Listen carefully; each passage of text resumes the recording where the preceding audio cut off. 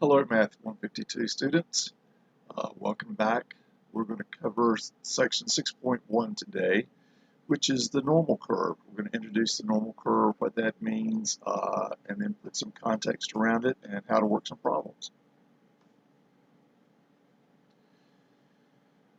So we've looked at this before. Here's the following figure, presents a relative frequency histogram for the particulate emissions of a sample of 65 vehicles. So we just did some narrow ranges of the sizes of particulate emissions, and then we did the relative frequencies. Here's the relative proportion in this class, the relative proportion in 1 to 2, and so forth, and we built that previously.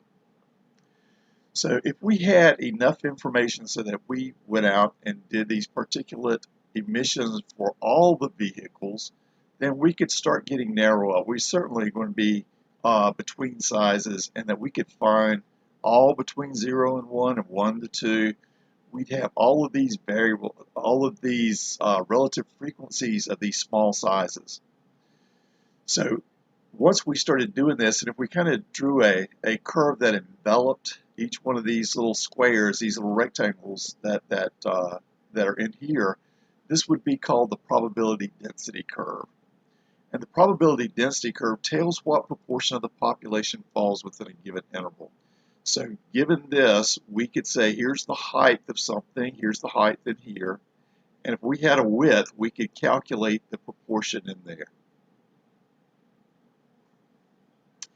So the area, let me move this back down here, the area under probability density curve between any two values A and B has two interpretations.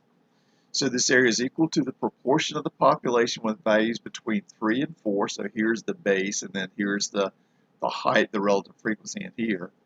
Alternatively, it represents the probability that a randomly selected value from the population is between 3 and 4. So again and again, we're going to see that this is the different ways of looking at the same thing. The proportion, this is the proportion in here.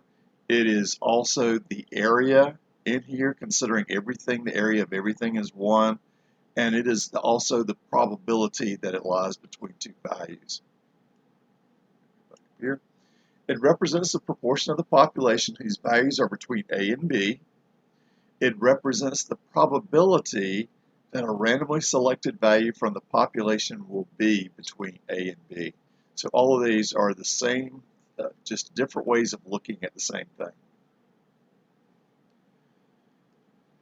So here, the region above a single point has no width. So if I've just got just a single line, it really has no area in here. It's just a length measurement here. So we really can't define the probability at a particular point. It is just too small. It's just too small a width. It's just a real fine base there. But otherwise, if x is a continuous random variable, the probability of x equal to a is equal to 0 for any number a. But I can do this, that the probability of a less than x less than b is the same as the probability of a less than or equal to x less than or equal to b for any numbers a and b. So I've got an a and maybe a b right there. What it's just saying is that that a and b has no width, so that adds no difference, no extra probabilities for just including those numbers. For any probability density curve, the area under the entire curve is 1. So no matter what the shape, it could be symmetric, it could be right skewed, left skewed, but if it's a probability density curve, the area under that entire curve is 1. So one of the things that we're going to look at most in the next couple of days or weeks is the normal curve. This down here. Probability density curves comes in many varieties, depending on the characteristics of the populations they represent. Many important statistical procedures can be carried out using only one type of probability density curve called a normal curve. A population that is represented by a normal curve is said to be normally distributed or to have a normal distribution.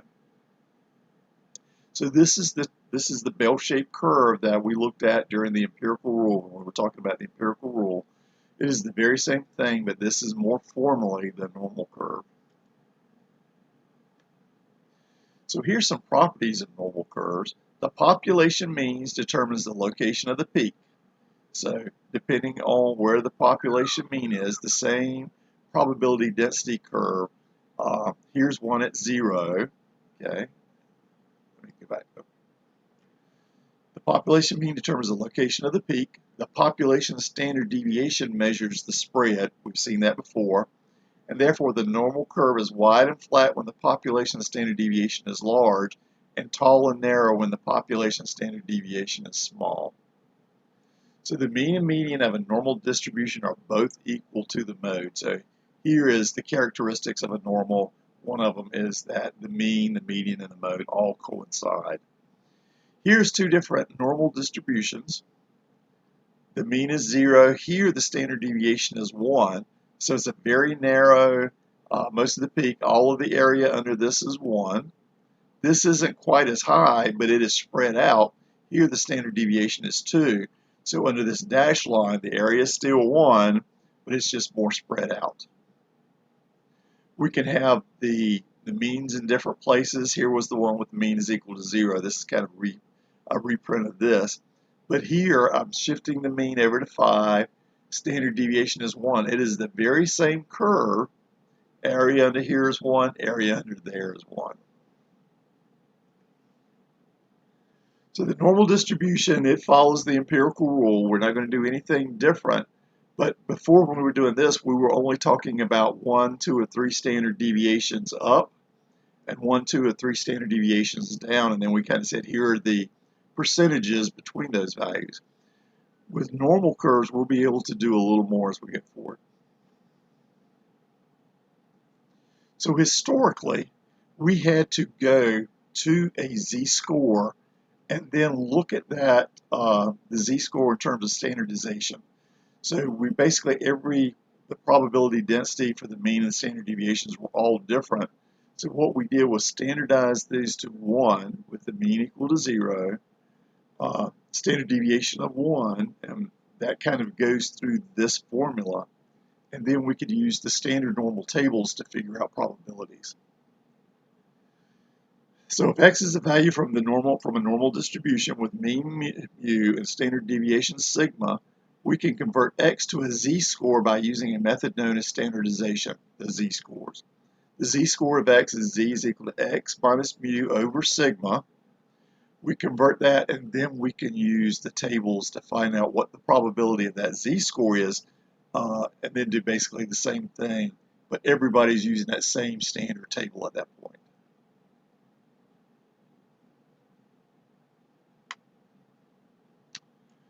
So recall that the z-score of a data value represents the number of standard deviations that data value is above or below the mean. If x is a value from a normal distribution with mean mu and standard deviation sigma, we can convert x to a z-score by using the standardization.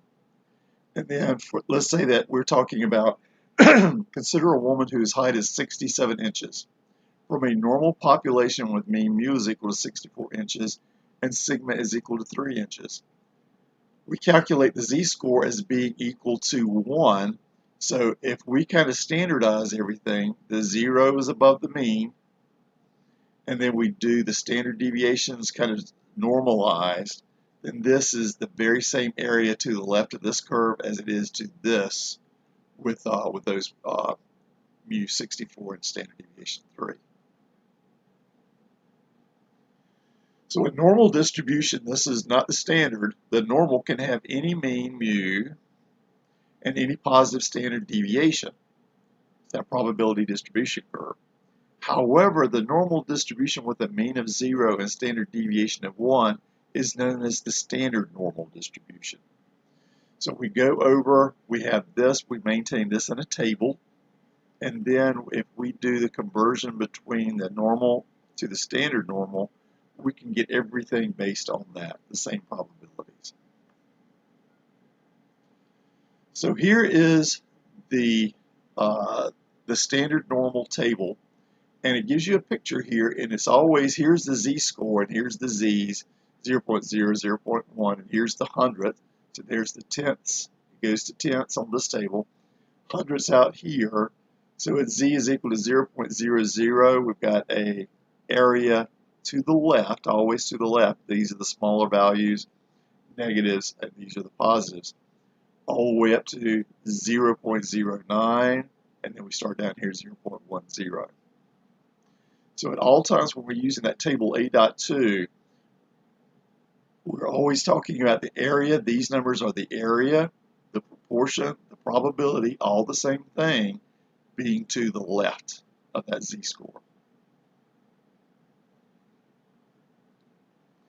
So here's just an exercise.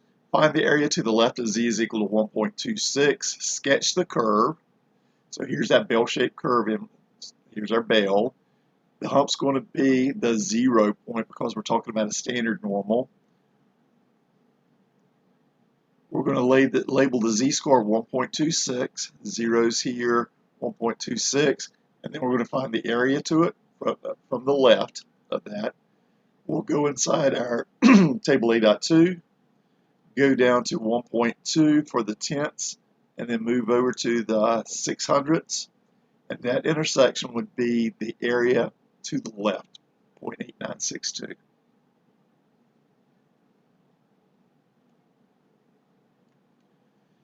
So when we're dealing with these, we want to, anytime we're talking about a general normal curve, we want to solve using the table A.2 or the standard normal table. We've got to go into standardization and get the z-scores. So here's a study reported that the length of pregnancy from conception to birth is approximately normally distributed with mean mu is equal to 272 days, standard deviation of 9 days. What proportion of pregnancies last less than 259 days? So we find the corresponding z-score of the 259. We find that to be negative 1.44. Here's the x minus mu over sigma. Sigma mu is 272, sigma is 9. And then we go to the negative 1.44, and that would be 0.0749. So we conclude that the proportion of pregnancies that last less than 259 days is 0.0749. The probability that a pregnancy would last less than that would also be that 0.0749.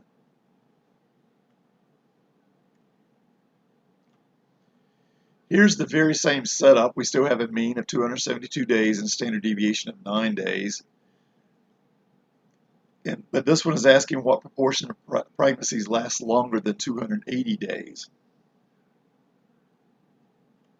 So now I'm going to find the z-score. That gives us the 0.89. I go find my corresponding area. 0.89 would be 0.8133.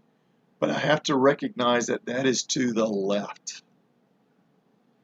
So that's the area to the left. I was asking for the last longer, so I'm going to do 1 minus that 0.8133 to give me the area to the right of greater than.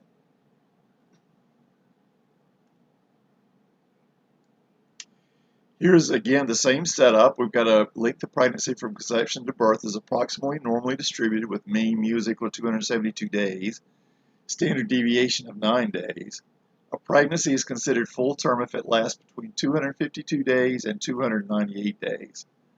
What proportion of pregnancies are full term? So for here, I need to find the area between two different points. So I find the z-score for each. Here's the smallest version, the negative 2.22. For the 298, it gets the 2.89. That corresponds to the 298. If we kind of labeled them all the same type thing, this would be the 0, z-score 0. And then I'm basically going to subtract all the area. This is the one from the left of the biggest one. And I want to subtract that little piece of area to the left of the 252, and that's going to give me the area between the two. So here's the probability of the big one is 0.9981. The probability, if we go to the A.2, that's going to be 0.0132. Subtract those, so the area in here is the 0.9849. So the TI-84, we can use those with the normal CDF. The newer ones have a wizard that we can just go in there and just enter the data. So we can use it to find standard normal values. We'll just enter the mean being 0 and the standard deviation of 1. Or we can use directly with the x values to use our mean of the normal distribution and standard deviation. I just have to set up everything accordingly. If I'm going to use standard normal, the z-scores for the x values. Otherwise, we'll use just the x. So we'll spend some time using these for in our lab. We'll go through and do the TI-84, but basically these are the commands that'll go through. Even with the wizard, it comes out with a function call. Here's the left endpoint, the right endpoint, the mean of 0, standard deviation of 1. So this would be the standard normal version, and it gave us that 0.8961.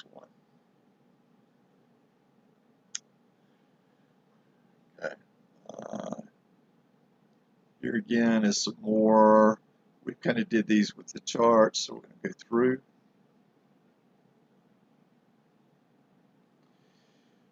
Now this is kind of the next step in this process, is that we're going to talk about not give me the area of the proportion from a z-score, but I'm going to give you the area of proportion, and you kind of go find the z-score corresponding to that.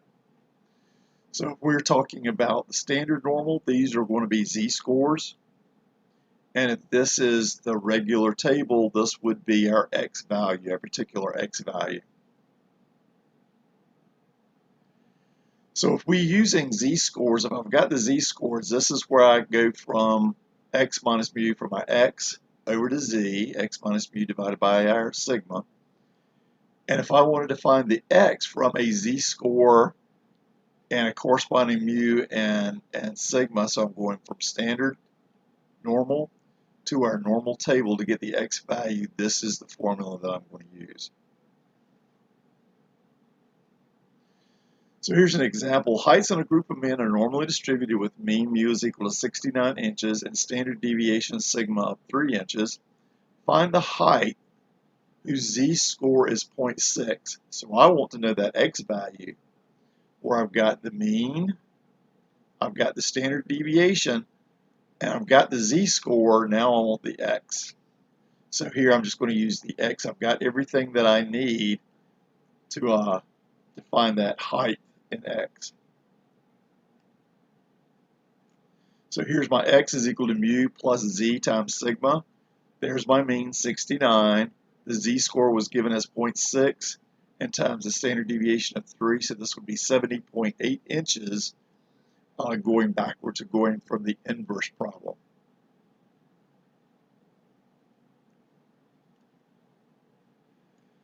So here's our steps for finding the normal values. The following procedures can be used to find the value from a normal distribution that is a given proportion above or below it using table A.2. So we go inside the table, find the areas and the corresponding z-scores.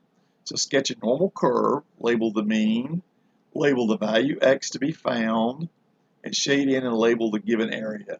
If it's greater than if the area is greater than 0.5, it's going to be on the right side. If it's less than 0.5, it's going to be on the left side of the mean. So if the given area is on the right, subtract it from 1 to get the area on the left. So this would be like the upper 3% or upper 5% of a problem. That would be the area to the right. I need to subtract 1 to get everything pointed to the left. So I look in the body of table A.2 to find the area closest to that given area. It has to be left and left. And then I just find the z-score corresponding to that area. And then I compute the x value using this transformation, x is equal to mu plus z times the sigma. The z I find from the table.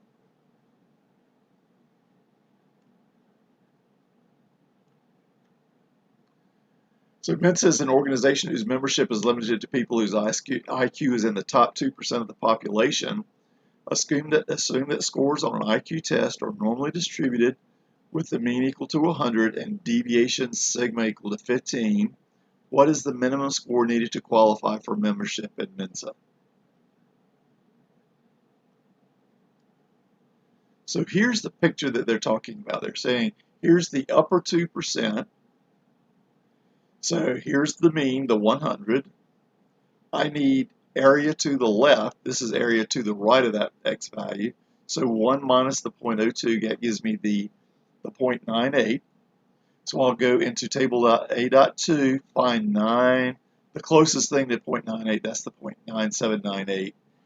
And then just find the z-score across the left side and the top as being 2.05.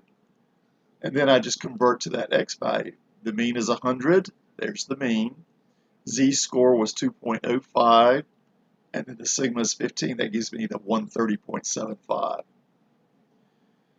And they're saying since IQ scores are generally whole numbers, they just rounded to 131, but either way.